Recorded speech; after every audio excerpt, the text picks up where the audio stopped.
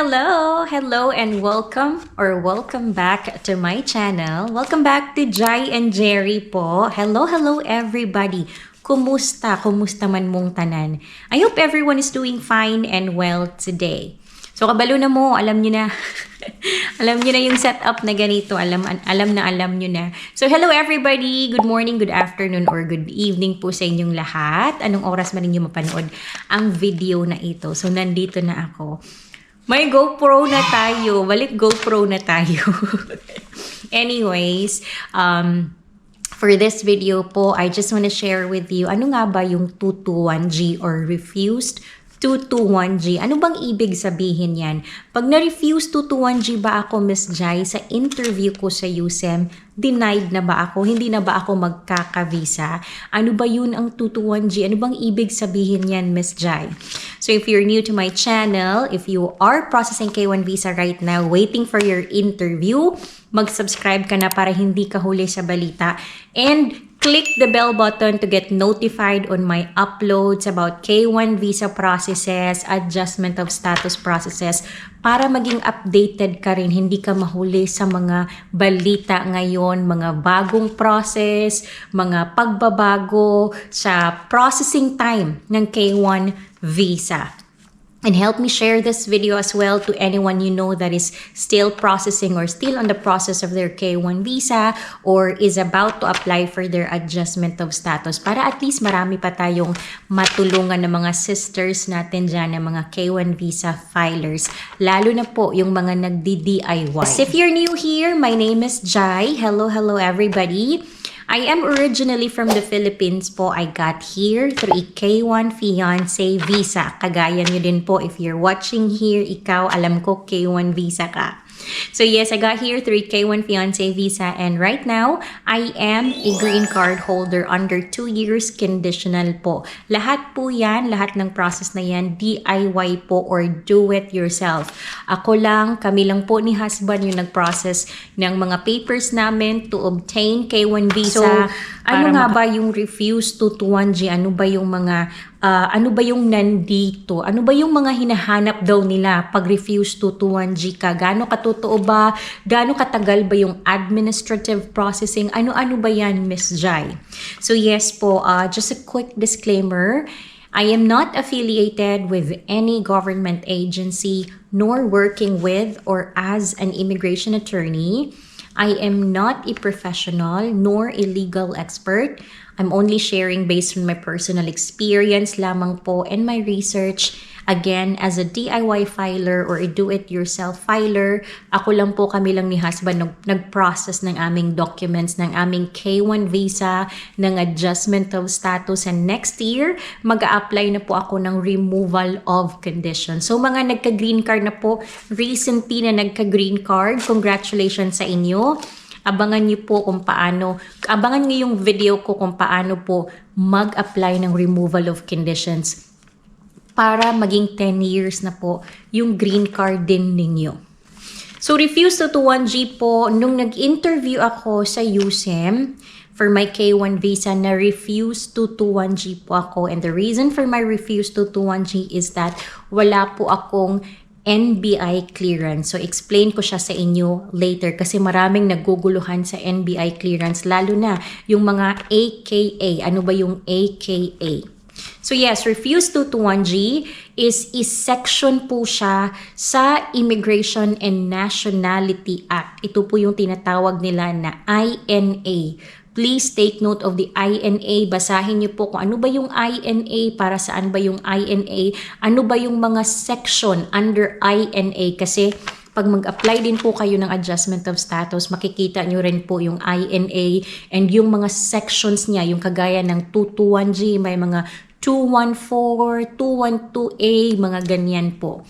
And to know and find more information about that, please go to USCIS website. That's uscis.gov and also travel.state.gov.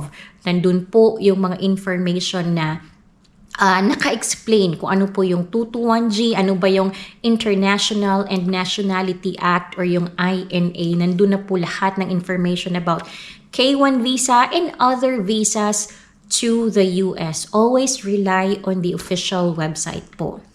So, yun yung 221G. Ano naman yung INA, Miss Jade? Ano ba yung INA? Naririnig ko yung INA. So, si INA po, again, Immigration and Nationality Act. Siya po ang nag-i-establish kung anong klaseng visas ang available to travel to the US and kung ano yung mga conditions na kailangan ninyong ma-meet para magka-visa po kayo, para mabigyan ng visa po ang certain applicant para ma-issuehan kayo ng visa and kung anong visa category yung ina-applyan ninyo. Kasi in every visa category, may sari-sarili po silang regulations, may sari-sarili silang requirements ng laws and kung ano ba yung mga kailangan mong gawin, ano ba yung kailangan mong i-meet para makuha mo yung visa na yun. So yun po si INA.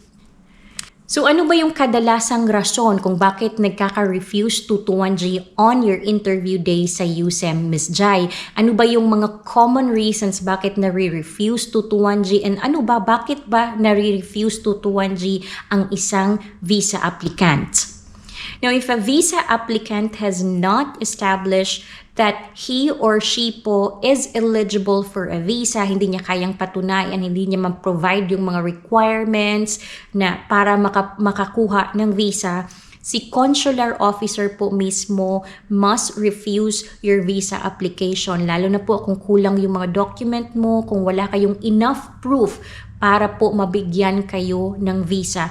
I-refuse niya kayo or i-refuse kayo, refuse 221G kayo ni consular officer kung sino po yung mag-i-interview sa inyo sa final interview. Now, pag na-refuse 221G po kayo, ano bang ibig sabihin? Denied na ba? Wala na bang pag-asa? Hindi na ba ako makakakuha ng visa, Ms. Jai? So, in accordance with the department procedures, a consular officer may determine that additional information from sources other than the applicant may help establish applicant's eligibility for a K1 visa, lalo na sa mga K1 visa filer dyan. Ibig sabihin po, pag na-refuse 221G po kayo, hindi po siya denial not unless if ang ilagay, ang itatak po ni counselor po sa passport po ninyo ay denied or sa visa ninyo ay denied. So meaning, pwede nyo pa pong patunayan na karapat-dapat po kayo na magka K1 visa through sending or through providing the necessary documents po na hinihingi ni consular officer sa inyo. Pwede po kayong mag-provide ng kung ano man po yung nakalista or nasa 221G paper, kung ano yung chinek nila, kailangan nyo lang pong i-provide yan para po makapag-desisyon sila and mabigyan kayo ng visa. So ito na po ngayon yung lagi yung naririnig na refuse 221G ako because of my NBI clearance or because of my divorce decree or wala akong police clearance kaya na-refuse 221G ako. So yun po yung mga one of the instance kung bakit nare-refuse 221G kasi gusto nilang, yung iba po hinahanap, yung iba meron namang divorce decree pero ang gusto ni consular officer hindi po kasi pare-pareha. May consular officer na gustong makita yung original document. Meron akong mga kakilala na na-refuse 221G sila dahil hindi nila dinala yung original copy ng divorce decree. Ang meron lang po sila is the divorce decree na scan copy or photocopy. May mga consular officer po kasi na hinahanap talaga nila yung original copy. Minsan din, na 221G because of NBI clearance. Ako, in my case, na 221G ako because of my NBI clearance. Meron akong AKA sa aking NBI clearance and I will explain it to you later.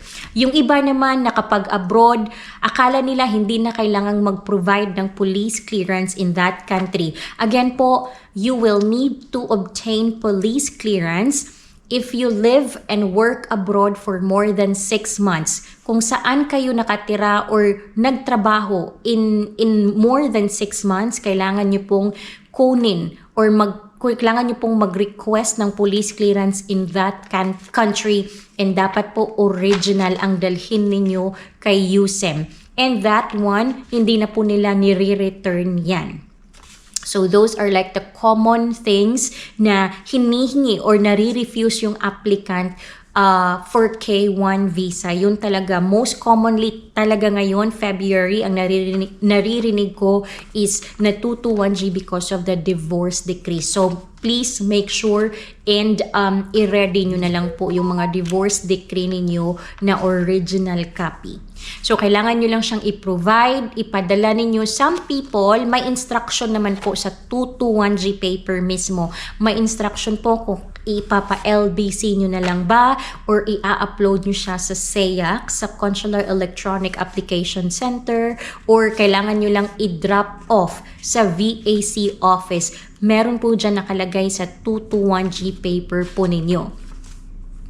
Now, aside from that, meron din pong tinatawag na administrative processing. Ano ba yung administrative processing, Ms. Jai? Ano na naman po ito? So, administrative processing po is kung saan may kailangan silang i-review. May nakita sila sa case po ninyo or they just need to review it further or may kailangan silang imbestigahin, yun po yung administrative processing. And minsan, medyo matagal po yung administrative processing. Yung iba inaabot ng 2 months, ilang buwan, yung iba naman 1 month, yung iba less than 1 month. So the processing time for that one can vary based on the individual's circumstances. So depende po talaga siya sa case ninyo kung ano yung nakita nila or kung ano pa yung kailangan nilang i-review sa mga documents ninyo and sa inyong dalawa ng fiancé mo. Yun po yung administrative processing. Minsan matagal yan. I've known some people na nagka-administrative processing. Ito po yung nakalagay na AD sa SEAC po ninyo. So hopefully hindi naman kayo ma-administrative processing, or if ever, sana hindi naman po ganun katagal. So yun yung mga most common reasons kung bakit nagkaka-refuse 221G. The administrative processing, yung may kailangan pang i-review si USEM sa inyo, sa mga documents ninyo, may kailangan silang itingnan or they need more investigation, ganyan po. And yung mga kulang na documents like divorce decree, yun talaga most commonly, number 1, divorce decree, NBI clearance, police clearance, and ano pa ba, yung sa birth certificate. Yun po yung mga common po na nagkaka-refuse 221G. And ngayon, some people, because of medical, kasi yung iba, na nasusputum. And once you get sputum, hindi pa po ma-release yan.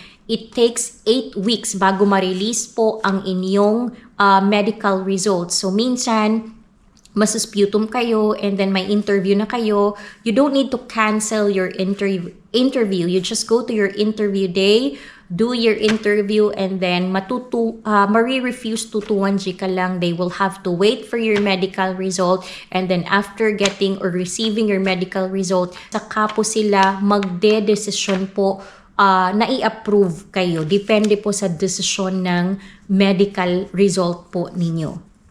So ano nga ba? Nung na-refuse 221G ako because of my NBI clearance, hindi naman wala akong NBI clearance when I did my interview back in March. Ang problema kasi, nung kumuha ako ng NBI clearance, may AKA po ako sa NBI clearance. And take note everybody, hindi po lahat ng kukuha ng NBI clearance ay kailangang kumuha ng my AKA. The people that needs to get NBI clearance with AKA are those that had their names fixed, yung nagpaayos po sila ng birth certificate nila. Kagaya ko po na nagpaayos po ako ng middle name ko kasi mali po yung middle name ko. Kaya po may annotation sa gilid ng birth certificate ko, and kung ano yung nakalagay sa birth certificate ko is mali siya, and that's not what I've been using since birth. So I have to get NBI na may AKA. AKA stands for also known as. Pag late registered ba, Ms. Jai, kailangan bang kumuha ng AKA? No po. You don't need to get AKA when you're late registered. Kuha lang po kayo ng normal, regular NBI clearance. As long as tama po kung anong nag-a-appear sa birth certificate ninyo, yun din dapat ang mag-appear sa NBI clearance po ninyo. So again, kung hindi naman kayo nagpaayos ng pangalan ninyo, wala po kayong pinaayos sa birth certificate po ninyo, you don't need to get NBI clearance with AKA, just a regular NBI clearance po. Pag late registered, you just need to provide additional requirements or additional proof like your baptismal, Form I-137 or not I-137 but Form 137 or TOR, yung sa school po ninyo sa college. Yun.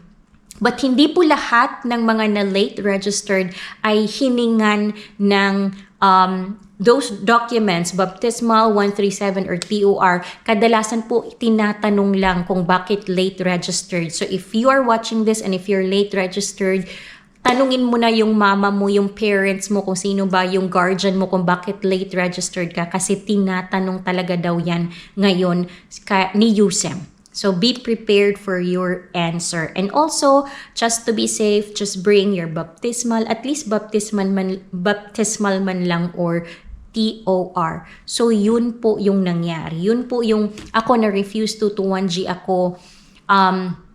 Again, wala ako. So nung nag-interview ako, wala akong NBI clearance and tinanong talaga ako ni Consul, yung sa final interview po, kung ano ba kung yung pangalan na nag-appear sa birth certificate ko, yun din daw ba yung nilagay ko sa AKA.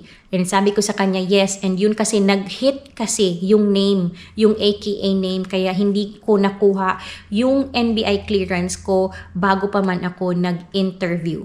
So what I did, what was advised to me by my consular officer, nung binigay na niya yung 221G paper ko, chinek niya yung sa police clearance na part, not because I need to provide a police clearance, but nasa column kasi siya ng police clearance. Kumbaga na-belong siya in that category. And then chinek niya lang yung NBI clearance and then nilagyan niya ng AKA. So yun po. And then, nung na-release na po yung NBI clearance ko, as per instruction by my consular officer, sinubmit ko lang siya through LBC drop-off. Some people, sabi nila, dinadrop nila sa VAC office. Yung iba pinapadala sa LBC. Depende po sa inyo. Yung iba din, pinapa-upload sa SEAC or sa Consular Electronic Application Center. Basahin nyo lang po yung instruction. If matutuwan-G kayo, basahin nyo lang po yung instruction na nasa Refuse 221G paper. Very precise and clear naman po sila sa instruction nila. Nandyan na po siya. So yes, yun lang po. Yun lang yung i-explain ko kasi marami din pong naguguluhan ano ba yung Refuse 221G, yung NBI clearance na may AKA. So yun po siya. I hope makatulong itong video na ito and please help me share this to anyone you know that is processing their visa, yung mga malapit na or may schedule po for interview para at least alam din po nila kung ano ba yung 221G, ano ba yung dapat na i-prepare ko. So yun po, sana makatulong ito sa inyo and please like this video if you think this is helpful and you may also visit my channel, Jai and Jerry. Go to playlist. Sa playlist po, merong album title dyan na K1 Visa and AOS Tips and Guide. Nandyan na po lahat ng videos ko about K1 Visa and AOS. Scroll down nyo na lang po, baka makatulong sa inyo yung experience ko, when I did my interview, ano ba yung mga hiningi na requirements, and ano ba yung mga tanong sa akin, how to book for biometrics and interview using the new portal, ano pa ba? How to book for medical, my experience, my personal experience sa medical, step-by-step guide na po yan, nandyan na po lahat. CFO, how to fill out DS-160, scroll nyo na lang po para makita nyo lahat ng videos na nagawa ko and mga updates right now na 2025 na may mga naglalabasan ng bagong rules and bagong policy and bagong mga requirements, kanyan. So check nyo na lang po.